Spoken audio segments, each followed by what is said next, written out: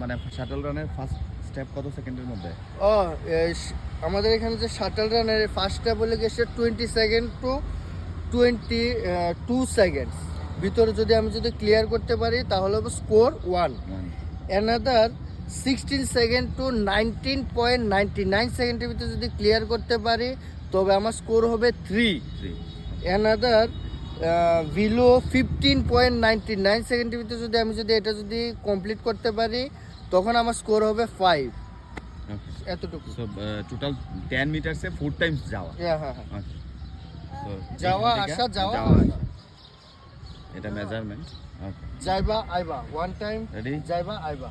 ঠিক আছে, ready, position নাও। On you mark set go. 1 2 3 4